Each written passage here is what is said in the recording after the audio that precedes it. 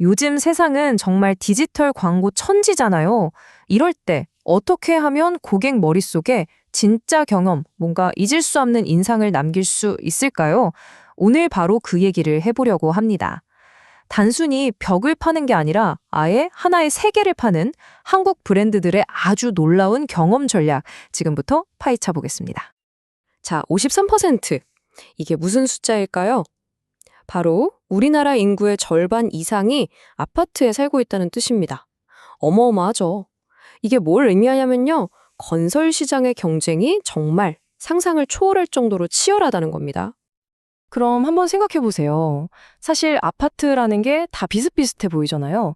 이런 상황에서 어떻게 하면 소비자들이 수많은 아파트 중에 딱 우리 아파트를 선택하게 만들 수 있을까요? 어떻게 하면 단순한 집이 아니라 라이프 스타일을 팔 수 있을까요? 이게 바로 모든 건설사들이 풀어야 할 가장 큰 숙제인 거죠. 그래서 아주 기발한 해법이 등장합니다. 뭐냐면요. 더 이상 아파트를 팔지 말자. 대신 우리만의 세계를 만들어서 팔자는 거죠.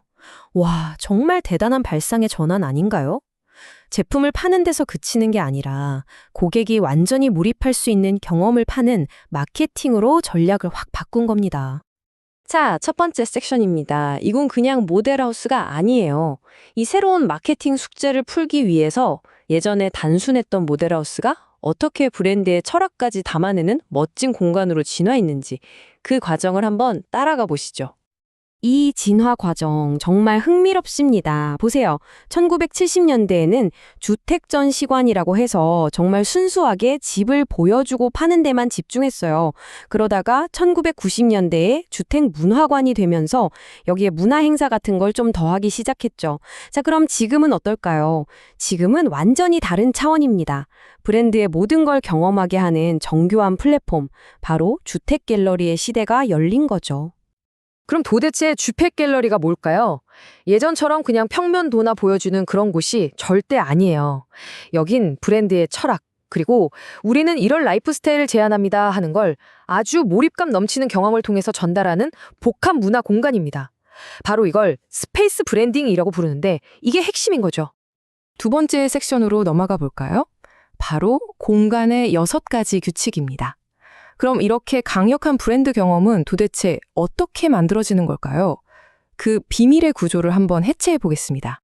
성공적인 브랜드 공간에는요, 6가지 핵심 요소가 있다고 합니다. 첫 번째, 첫인상을 좌우하는 외관. 두 번째, 방문객의 발걸음을 이끄는 공간 설계. 세 번째, 오감을 자극하는 감각. 네 번째, 기억에 확 남는 체험. 다섯 번째, 이 모든 걸 하나로 묶는 콘셉트. 그리고 마지막 6번째, 브랜드의 정체성을 보여주는 브랜드 그 자체. 자, 이제 이 6가지 분석 틀을 가지고 실제 사례들을 한번 뜯어보겠습니다. 자, 세 번째 섹션, 바로 갤러리 쇼다운입니다. 두 가지 전략 이야기, 더샵 대 레미안. 우리나라를 대표하는 이 두 브랜드가 과연 얼마나 다른 전략으로 승부하는지 지금부터 제대로 비교해 보겠습니다. 일단 핵심 콘셉트부터가 완전 달라요. 더샵 갤러리는요, 자연이 살아 숨쉬는 공간이라는 하나의 테마를 처음부터 끝까지 아주 일관성 있게 밀고 나갑니다. 그런데 레미안은 좀 다릅니다. 1층에 가면 미술관 같고 5층에 가면 레미안 유니버스라는 미래적인 공간이 펼쳐지는 시기죠. 층마다 다른 테마로 아주 다채로운 경험을 주는 전략을 쓰는 거예요. 이런 콘셉트 차이는 브랜드를 표현하는 방식에서도 그대로 드러나요. 더샵 같은 경우는 모기업이 포스코잖아요. 그래서 그 철강을 디자인에 아주 적극적으로 씁니다. 딱 보면 튼튼하겠다는 느낌이 직관적으로 오게 만드는 거죠. 반면에 레미안은 마이 레미안 시티 같은 시뮬레이터나 메타버스 영상을 활용해서 우리는 이렇게 혁신적인 브랜드다라는 걸 디지털 기술로 보여주는 데 집중합니다. 조금 더 깊게 파고들면 각자의 강점이 정말 뚜렷하게 보입니다. 예를 들어 공간 디자인만 보면 방문객들이 자연스럽게 둘러보게 만드는 건 더샵이 좀 더 잘하는 것 같아요. 그런데 외관 디자인이나 조경은 레미안이 수상 경력이 훨씬 화려합니다. 체험도 마찬가지예요. 더샵은 자연과 함께하는 힐링 워크숍 같은 거라고 레미안은 기술을 활용한 포토존에 집중하죠. 그러니까 결론은 둘 다 정말 대단한데 힘을 주는 포인트가 다르다는 겁니다. 자, 네 번째 섹션입니다. 최종 판결. 그럼 이제 가장 중요한 질문을 던져봐야겠죠? 이렇게까지 돈과 노력을 들여서 멋진 공간을 만들고 감성을 자극하는 게 과연 정말로 브랜드에 도움이 될까요? 효과가 있을까요? 아주 솔직하게 물어볼게요. 이렇게 멋지게 만든 공간이 과연 실제 매출, 그러니까 비즈니스 결과로 이어질까요? 놀랍게도 연구 결과는 아주 명확한 답을 줍니다. 네, 그렇습니다. 직접적이고 아주 긍정적인 관계가 있었어요. 무슨 말이냐면 잘 만든 공간 경험, 즉 스페이스 브랜딩이 브랜드의 가치를 높이고 이게 결국 고객들이 그 브랜드를 더 좋아하게 만드는 브랜드 선호도로 이어진다는 겁니다. 그냥 그럴 것 같다는 추측이 아니라 데이터로 딱 증명이 된 거죠. 실제 연구 논문에서도 이렇게 결론을 내립니다. 오프라인 공간 경험은 건설사에게 매우 효과적인 경쟁 전략이다. 그러니까 이게 그냥 감으로 하는 얘기가 아니라 철저하게 데이터로 증명된 진짜 전략이라는 거죠. 그런데 말이죠. 데이터를 좀 더 자세히 뜯어보니까 진짜 재밌는 점이 하나 있어요. 바로 레미안 갤러리의 경우인데요.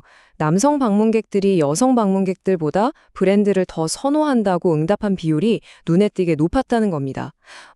이건 뭘 의미할까요? 아무리 잘 만든 공간 경험이라도 모든 사람에게 똑같은 감동을 주는 건 아닐 수도 있다는 아주 중요한 시사점이죠. 자, 마지막 섹션입니다. 미래는 바로 경험에 있습니다. 그럼 이런 이야기들이 비단 아파트 건설사에만 해당될까요? 절대 아니죠. 과연 모든 브랜드가 이 최첨단 공간 전략에서 어떤 교훈을 얻을 수 있을지 한번 정리해 보겠습니다. 핵심만 딱 4가지로 정리해 볼게요. 첫째, 하나의 분명한 컨셉티가 모든 걸 관통해야 합니다. 이게 제일 중요해요. 둘째, 상호작용이 핵심입니다. 그냥 구경만 하는 게 아니라 직접 만져보고 참여하게 만들어야 한다는 거죠. 셋째, 말로 설명하려 들지 말고 공간 자체가 길을 안내하게 하세요. 고객이 스스로 발견하는 재미를 느끼게 해야 합니다. 마지막 넷째, 우리 브랜드만 생각하지 말고 주변과 어우러지는 좋은 이웃이 되어야 한다는 겁니다. 커뮤니티를 위한 프로그램 같은 것들이요. 결국 이겁니다. 이제는 단순히 물건을 보여주는 시대는 끝났어요. 브랜드가 어떤 세상을 꿈꾸는지 그 세계관을 고객과 함께 나누는 시대가 온 거죠. 마지막으로 여러분께 이 질문을 한번 던져보고 싶네요. 여러분이 자주 가는 카페나 좋아하는 브랜드의 매장을 한번 떠올려 보세요. 그 공간은 여러분에게 어떤 이야기를 들려주고 있나요?